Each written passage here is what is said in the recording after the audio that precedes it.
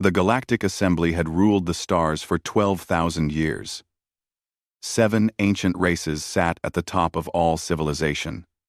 They called themselves the Elder Species. The Velnorians were made of living crystal. The Kethari looked like giant insects with 4 arms. The Morvan collective shared one mind across millions of bodies. The Silithians were serpent-like beings, with scales of gold.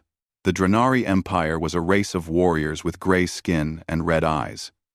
The Zoloth Federation was made of creatures that looked like floating blobs of jelly.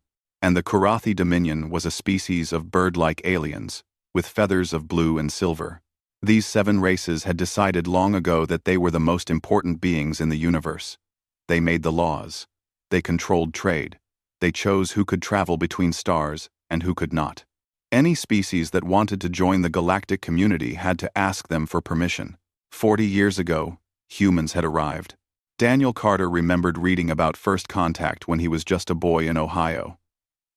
He had been 10 years old, sitting in his classroom, when the teacher turned on the news. A human ship had met an alien vessel near the edge of the solar system. Everyone had been so excited. Humans were not alone in the universe. There were others out there, friends waiting to be made. But things did not turn out the way anyone had hoped. The elder species looked at humanity and saw nothing special. Humans were young. Their civilization was barely 10,000 years old. They had only just learned to travel between stars. They had no great technology, no ancient wisdom, no powerful weapons. The assembly gave humanity a label. They called them a provisional species. This meant humans could exist in the galaxy, but they had no real power. They could not vote on laws. They could not own territory outside their home system without permission. They had to follow rules they had no part in making. For 40 years, humanity had accepted this treatment. They smiled. They nodded. They said, "Thank you," and "Please," and "We are sorry." They hoped that if they were patient and polite, the elder species would eventually accept them as equals. Daniel Carter had been Earth's ambassador to the Galactic Assembly for 8 years. He was 52 years old now. His hair was turning gray at the sides. He had lines on his face that had not been there when he started. Being the voice of humanity in a room full of beings who hated you could do that to a person. He stood in his small office on the human ship that served as their embassy. The ship was old. It was one of the first vessels humanity had built for long-distance travel. The assembly would not let them build anything newer. They said it was for safety reasons. Daniel knew the real reason. They wanted to keep humans weak. Lisa Morgan walked into his office. She was his assistant, a woman of 40 with sharp brown eyes and dark hair tied back in a simple style. She had worked with Daniel for 5 years. She knew him better than almost anyone. "The emergency session starts in 1 hour," she said. "I have the briefing documents." Scoop. She handed him a tablet. Daniel looked at the screen and felt his stomach tighten. The words were not a surprise, but they still hurt. "They are blaming us again," Lisa said. "The frontier collapse, the refugee crisis, the failure of the trade routes in the outer sectors. They say it is all our fault." Daniel set the tablet down. "What are they asking for this time?" "New restrictions on human travel. Higher taxes on our trade goods. And they want us to give up our colony on Kepler 7. Kepler 7 was home to 300,000 humans. It was one of the few places outside Earth where humanity had been allowed to build a real settlement. Men and women had worked for 20 years to make that world livable. Children had been born there. It was their home. They cannot take Kepler 7. Daniel said. "They can do whatever they want," Lisa replied. "We have no power here. We have never had power here. We have never had power here." Daniel walked to the small window of his office. Outside, he could see the assembly station. It was a massive structure floating in empty space. It was shaped like a dome, large enough to hold 1,000,000 beings. Lights glowed from every surface. Ships from 100 worlds came and went. It was the center of galactic civilization, and humanity had never been welcome there. I have been doing this for 8 years, Daniel said quietly. I have apologized for things we did not do. I have accepted insults with a smile. I have begged for chances that never came. And nothing has changed. They still hate us. They still fear us. They still treat us like we are nothing. Lisa moved closer. What are you saying? What? Daniel did not answer right away. He watched a Velnorian cruiser glide past the window. It was beautiful. It was powerful. And the beings inside it thought of him as less than an animal. I am saying that I am tired, Daniel finally said. I am tired of pretending that patience will save us. I am tired of hoping that kindness will change their minds. I am tired of being the good human who does everything right and still gets treated like dirt. Lisa put her hand on his shoulder. Daniel, if you do something rash in there, they could hurt us. They could hurt Earth. They are already hurting us. Every day, they take a little more. Every year, they push us a little further down. If we keep bending, we will break. Maybe it is time to stand up straight and see what happens. Lisa looked at him for a long moment.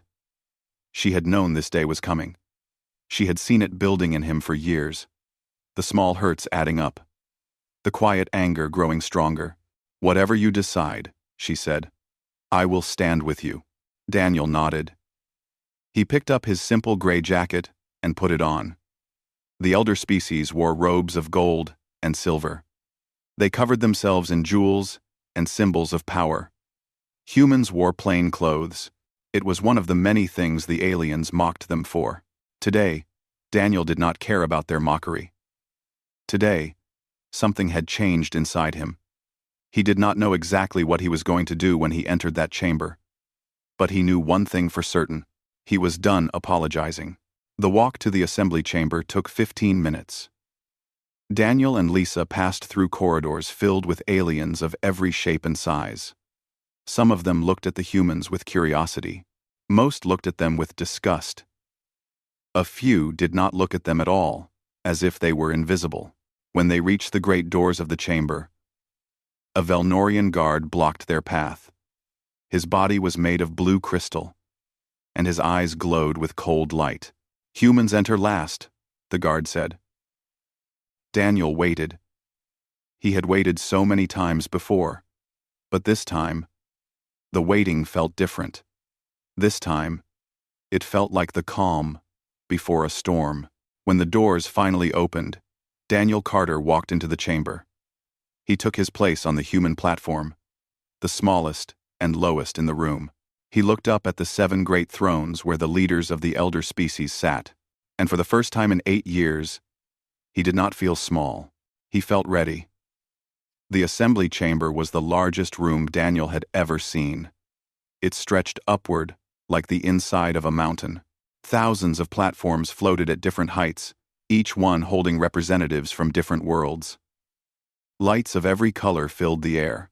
The sound of 100 languages mixed together into a low hum that never stopped. At the very center, rising above everything else, were the 7 thrones of the elder species. They were made of materials that humans could not name. They glowed with power that humans could not understand. And the beings who sat upon them looked down at everyone else like gods looking at insects. High Chancellor Vormesh of the Velnorians sat on the highest throne. His body was made of purple crystal that shifted and changed as he moved. His voice was like the sound of glass singing in the wind. This emergency session is now open, he announced. We gather to address matters of great concern to the stability of our galaxy. Daniel sat on his small platform with Lisa beside him. They were so far from the center that the other delegates looked like tiny figures in the distance. This was by design. The assembly wanted humans to know their place. The first matter is the frontier collapse, Vormesh continued. 3 outer sectors have fallen into chaos. Trade routes have failed. Colonies have gone dark. Millions of beings are suffering. A Drenari general named Krathval rose from his platform. He was tall and thick with muscle. His gray skin was covered in scars from old battles. His red eyes burned with anger. The fault lies with the humans, Krathval declared. Their merchants have been operating in the frontier without proper authorization. They have disrupted our supply lines. They have stolen resources that belong to the Empire. Daniel felt Lisa's hand touch his arm. She was warning him to stay calm. He took a slow breath. Furthermore, Krathval continued, human settlers have been spreading to worlds they have no right to claim. They breed like vermin. They consume like locusts. They are a plague upon the galaxy. The chamber filled with sounds of agreement. Representatives from dozens of worlds nodded their heads or made gestures that meant the same thing. Next, Ambassador Keth Morai of the Kethari rose to speak. She was an insectoid being with 4 arms and large compound eyes that reflected the light like dark mirrors. Her voice clicked and buzzed as she spoke. We have evidence that humans are responsible for the outbreak of disease in the Kethari border colonies. Their ships carry contamination wherever they go. Their bodies are filled with bacteria and viruses that our people have no defense against. This was a lie. Daniel knew it was a lie. The disease in the Kethari colonies had come from a Morvan laboratory that had been conducting illegal experiments. Human doctors had actually offered to help find a cure. The Kethari had refused. But no one in this chamber cared about the truth. The accusations continued for hours. The Morvan Collective claimed that humans were building secret weapons. The Silithians said that human culture was corrupting their youth. The Zoloth Federation complained that human traders were selling goods at prices too low, making it hard for their own merchants to compete. The Karathi Dominion simply said that humans were ugly and smelled bad. Through it all, Daniel sat in silence. He had done this many times before. He had learned to keep his face calm and his mouth closed. He had learned to swallow his anger and wait for the storm to pass. But today, something was different. Today, each insult felt like a knife cutting into him. Each lie felt like poison filling his blood. Each moment of silence felt like a piece of his soul dying. Lisa watched him with growing concern. She could see the change happening. The way his hands gripped the edge of his seat. The way his jaw muscles tightened. The way his eyes grew harder with each passing minute. Daniel, she whispered, stay calm. We just need to get through this. Get through this? Daniel whispered back. And then what? Another session? Where they blame us for their failures? Another year of watching our people suffer while these monsters sit on their thrones and laugh at us? If you make a scene, they will punish Earth. They are already punishing Earth. They have been punishing us for 40 years. When does it end, Lisa? When do we stop letting them hurt us? Before Lisa could answer, High Chancellor Vormesh spoke again. We have heard the concerns of the elder species. It is clear that humanity has become a problem that can no longer be ignored.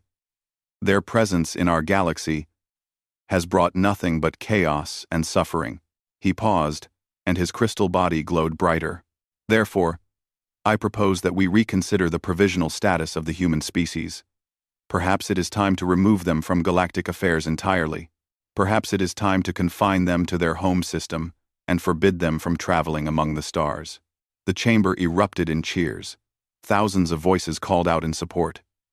The elder species smiled at each other, pleased with themselves. Daniel stood up. The cheering stopped. The chamber fell into sudden silence. Every eye in the room turned toward the small human platform at the edge of the room. Humans did not stand during assembly sessions. Humans waited to be spoken to. Humans stayed quiet and accepted whatever was decided for them. That was how it had always been. Ambassador Carter, High Chancellor Vormesh said, his voice sharp with surprise. You were not given permission to speak. I am not asking for permission, Daniel replied. His voice was not loud. It did not need to be. The chamber's technology carried every word to every ear in the room. For the first time in 40 years, a human voice filled the Galactic Assembly without apology. You have spent hours talking about humanity. You have called us vermin and plagues and problems to be solved. You have blamed us for everything that has gone wrong in your galaxy. And you have done all of this without once asking us to speak. Vormesh raised his hand. Guards began to move toward the human platform. I have listened to your lies for 8 years, Daniel continued. I have smiled while you insulted my species. I have apologized for crimes we did not commit. I have done everything you asked, hoping that one day you might see us as equals. The guards were getting closer. Lisa stepped in front of Daniel, ready to protect him. But I finally understand the truth, Daniel said. You will never see us as equals. You will never respect us. You will never stop hating us, because your hatred has nothing to do with what we have done. He stepped forward, leaving his platform. This was against every rule of the assembly. This had never been done before. You hate us because we scare you. You hate us because in 40 years, we have done things that took you thousands of years to achieve. You hate us because deep down, in whatever passes for your hearts, you know that your time is ending, and ours is just beginning. High Chancellor Vormesh shouted for the guards to seize the human ambassador. But before they could reach him, Daniel spoke again. I have been silent for too long. Today, I am going to tell you the truth. The truth about humanity. The truth about your empire. The truth about everything you have tried so hard to hide. The guards froze. The chamber froze. Every being in the room stared at the small human, standing alone in the center of the most powerful gathering in the galaxy. And for the first time in 12,000 years, the elder species felt something they had almost forgotten: fear. Daniel Carter stood in the center of the assembly chamber. It was a place where no human had ever stood before. The guards had stopped moving. The elder species sat frozen on their thrones. Thousands of beings from across the galaxy stared at him in complete silence. He could feel their shock. He could feel their anger. But underneath all of that, he could feel something else: curiosity. For the first time, they actually wanted to hear what a human had to say. You call us young, Daniel began. And you are right. Compared to your civilizations, humanity is just a child. The Velnorians have existed for 100,000 years. The Kethari, 80,000. The Drenari Empire has ruled its corner of the galaxy for 60,000 years. Human civilization is barely 10,000 years old. He paused and looked up at the towering thrones. But in those 10,000 years, we went from living in caves to building ships that can cross the stars. We went from drawing pictures on walls to creating art that can make even the coldest heart feel something. We went from knowing nothing about the universe to understanding things that your scientists still struggle with. High Chancellor Vormesh leaned forward on his throne. You speak of achievements, human. But what have you truly accomplished? Your technology is primitive. Your society is chaotic. Your history is filled with war and destruction. Yes, Daniel agreed. Our history is filled with war. We have hurt each other in terrible ways.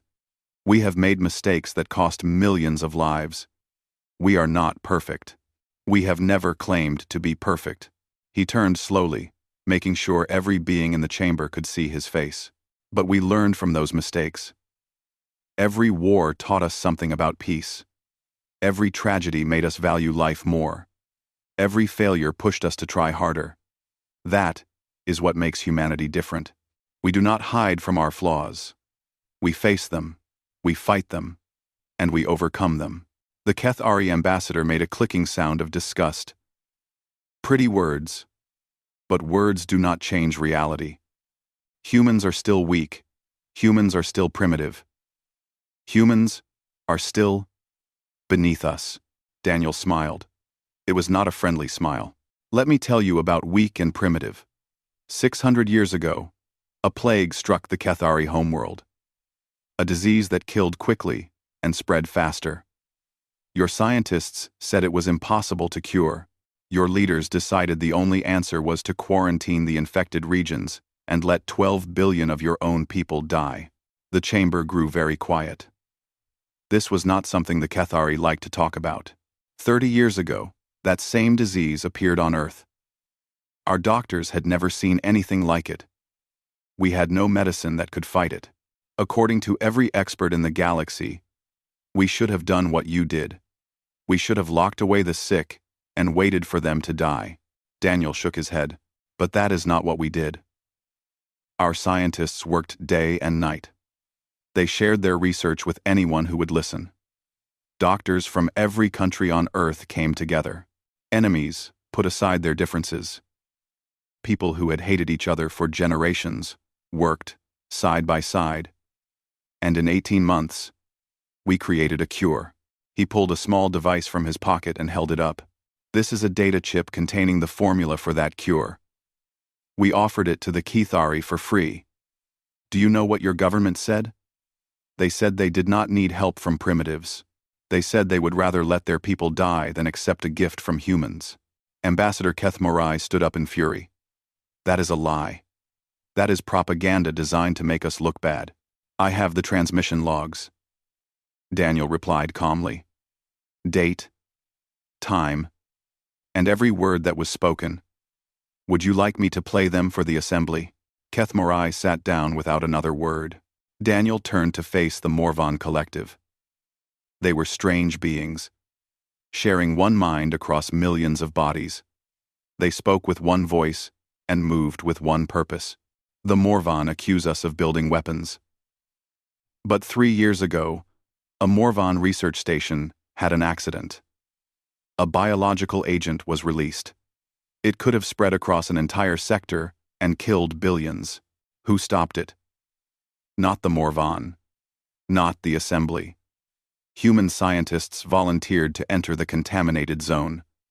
They risked their lives to contain the outbreak. 17 of them died. Their names were Patrick Collins, Maria Santos, Henry Joe, and 14 others who gave their lives to save beings who had never shown them anything but contempt. The Morvan representative said nothing. There was nothing to say. The Drenari accuse us of economic manipulation.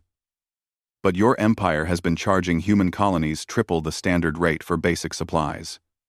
You have blocked our ships from using efficient trade routes. You have stolen technology that our people developed and claimed it as your own. We have records of everything. General Krathval rose to his feet, his red eyes blazing. You dare accuse the Drenari Empire of theft? I dare speak the truth, Daniel replied. Something that has not been done in this chamber for a very long time. He activated the data chip, and holographic images appeared in the air around him. Documents, recordings, star maps, evidence of every crime the elder species had committed against humanity. For 40 years, you have kept us down. You have lied to us.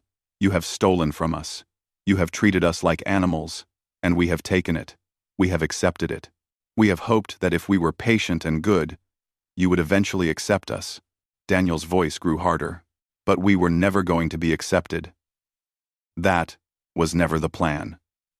You wanted to keep us weak until you could figure out how to destroy us. You wanted to contain us until you understood why we scare you so much. He looked directly at High Chancellor Vormesh.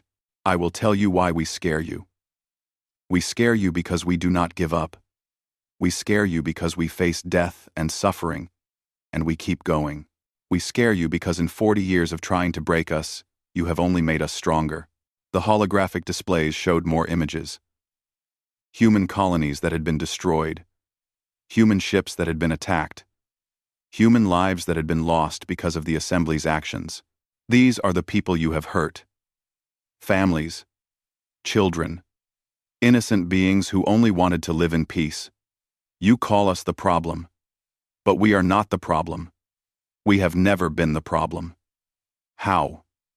We have never been the problem. Daniel turned off the display and put the data chip back in his pocket. You are the problem. Your fear, your hatred, your refusal to accept that the universe is changing. The old ways are dying, and nothing you do can stop what is coming. High Chancellor Vormesh stood up from his throne. His crystal body was glowing bright with anger. What exactly is coming, human? What threat are you making? Daniel looked up at him without fear. I am not making a threat. I am telling you the truth. For the first time in 40 years, I am telling you exactly what humanity has become, and I promise you, you are not ready for it. The chamber had never been this quiet. Even the constant hum of 1,000 conversations had stopped. Every being in the assembly was staring at Daniel Carter, the small human who had dared to stand in the center of power and speak without permission. Lisa Morgan rose from the human platform and began walking toward Daniel. She moved calmly, as if this had been planned all along. As she walked, other members of the human delegation followed her. Kevin Brooks, a young man with glasses who handled human trade relations. Amy Nelson, a gray-haired woman who had spent her life studying alien cultures. Christopher Grant, Amy Nelson, Tessina Spide, and Askar, a former soldier who now worked as the delegation's security chief. One by one, they left their positions and joined Daniel in the center of the room. For the first time, the elder species did not see scattered individuals. They saw humans standing together. High Chancellor Vormesh watched this display with growing unease. Something was wrong. Humans did not act like this. They did not defy. They did not stand tall. They apologized and begged and hoped for mercy. What is the meaning of this? Vormesh demanded. Return to your platform immediately, or you will all be removed by force. Daniel shook his head. We are not going anywhere. And before you call your guards, I suggest you hear what we have to say. What I have to say next will change everything. He pulled out the data chip again and held it high. You have spent 40 years trying to contain humanity. You limited our expansion. You restricted our technology. You controlled our access to resources. You thought you were protecting yourselves. Daniel smiled, but there was no warmth in it. You failed. He activated the chip again, and new holographic images filled the chamber. This time, they were not images of suffering. They were star maps, fleet positions, economic projections, technical specifications that made even the most advanced alien scientists stare in confusion. While you were busy debating our provisional status, we were building. Not in the places you were watching, not in the ways you expected. We built in the shadows, in the corners of the galaxy you forgot about. On worlds you dismissed as worthless. The star maps expanded, showing hundreds of systems highlighted in blue. These are our allies. Species you have ignored or abandoned. The Torvani, who you declared extinct 3 centuries ago. They survived, and we helped them rebuild. The Melkari, who you tried to enslave. We gave them shelter. The Pentari, whose homeworld you destroyed to punish them for trading with us. They live now on a planet we terraformed for them. General Krathval slammed his fist on his throne. This is impossible. Our intelligence would have detected such activities. Lisa spoke for the first time. Your intelligence networks are 40 years out of date. We have been inside your system since the beginning. Not to harm you, just to watch, to learn, to prepare. The Zoloth representative, Growth Maxi, made a bubbling sound of disbelief. You expect us to believe that primitive humans have infiltrated the intelligence networks of 7 galactic empires? Kevin Brooks stepped forward. I can give you the names of every Velnorian spy who has operated on Earth for the last 30 years. I can tell you the codes the Kethari use to encrypt their military communications. I can describe the secret meeting places the Drenari use to plan their operations against human colonies. He adjusted his glasses. Would you like me to continue? The chamber erupted in chaos. Representatives shouted at each other. Accusations flew between the elder species. Guards rushed toward the human group, but stopped when they saw what Amy Nelson was holding. It was a small device, no bigger than a coin. But every scientist in the room recognized its design. This is a quantum disruption beacon, Amy explained calmly. If I activate it, every ship within 10 light-years will lose power, including this station, including the fleet you have positioned outside, ready to arrest us. We will all die together. High Chancellor Vormesh raised his hands for silence. Slowly, the chaos died down. You would not do this, he said. You would not kill yourselves just to make a point. Would we not? Christopher Grant replied. You have spent 40 years telling us that humans are reckless and dangerous. Were you lying? 4. Daniel stepped forward again, drawing all attention back to himself. We do not want to use that device. We do not want violence. That is not why we came here today. But we needed you to understand that we are not the helpless primitives you believed us to be. He gestured to the holographic displays still floating in the air. We have allies across the galaxy. We have resources you cannot access. We have technology you will not understand for another 1,000 years. We have built all of this in secret, right under your noses, and you never noticed. The elder species stared at the displays. For beings who had ruled the galaxy for 12,000 years, this was impossible to accept. They had watched humanity so carefully.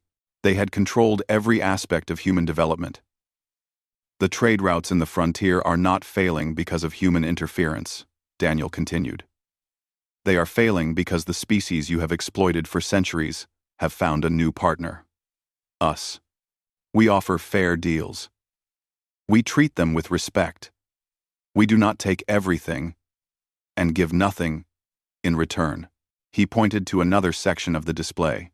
The refugee crisis is not our fault. It is the result of the Morvan Collective's ethnic cleansing operations on their border worlds. We have evidence of 17 mass graves. We have testimony from survivors. We have recordings of the orders given by Morvan leaders. The Morvan representative tried to speak, but Daniel cut him off. The economic problems in the Drenari Empire are not caused by human merchants. They are caused by corruption at the highest levels of your government. Generals and politicians stealing from their own people. We have financial records going back 50 years. Each accusation was accompanied by evidence.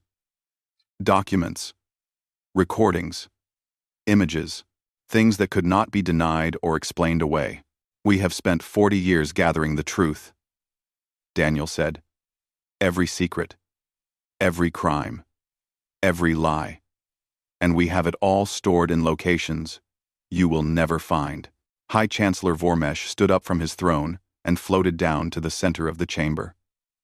For the first time, he stood on the same level as a human. His crystal face was unreadable, but his voice was careful.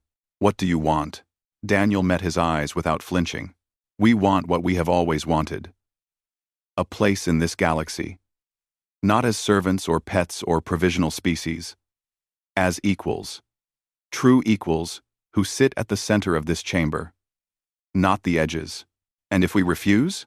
Daniel gestured to Amy and the device in her hand. Then we release everything. Every secret your governments have hidden. Every crime your leaders have committed. Your citizens will learn the truth. Your alliances will shatter. Your empires will fall. He paused. We would rather not do that. We came here to offer you a choice, not to make threats. But we will not be ignored anymore. We will not be dismissed. We will not be pushed aside while you decide our fate behind closed doors. Daniel took a deep breath. The age of human submission is over. What comes next is up to you. The assembly chamber remained frozen. The leaders of 7 galactic empires stared at the small group of humans standing in the center of their power. For beings who had ruled the stars for 12,000 years, this moment was impossible to understand. They had controlled everything.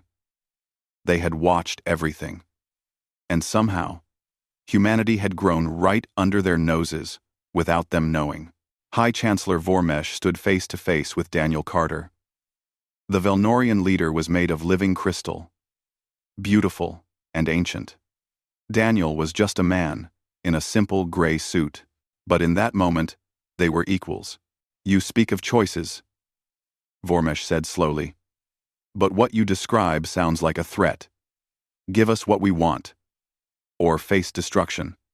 That is not how civilized beings negotiate. Daniel shook his head. You misunderstand. We are not here to destroy you. We are not here for revenge. If we wanted revenge, we would have already released that information. We would have already activated our allies. We would have already begun the work of tearing your empires apart. He looked around at the other human delegates. Lisa, Kevin, Amy, Christopher. They had all risked everything to stand with him in this chamber. But that is not what we want. That is not who we are. Ambassador Kethmarai clicked her mandibles in confusion. Then, what is the point of all this? Why show us your power if you do not intend to use it? Daniel turned to face her. Because we wanted you to understand that we have the power. That is an important difference. For 40 years, you have treated us badly because you believed we were weak. We needed you to see that we are not weak. We needed you to know that when we ask for respect, we are not begging. We are offering. He walked slowly through the center of the chamber, speaking to all of the assembled representatives. The galaxy is changing. The old systems are failing. You have seen this yourselves. The frontier collapse is not an accident. It is the natural result of a structure built on exploitation and fear. When you take everything from the weak and give nothing back, eventually, there is nothing left to take. He stopped and faced the 7 thrones. Your empires are crumbling. Not because of anything we have done, but because of everything you have done. You have grown too comfortable at the top. You have forgotten what it means to struggle. You have forgotten what it means to grow. High Chancellor Vormesh's crystal form flickered with light. And you believe humanity can teach us these things? A species that has existed for less than 10,000 years? I believe we can learn from each other, Daniel replied. Your civilizations have wisdom that we lack. You have seen things we cannot imagine.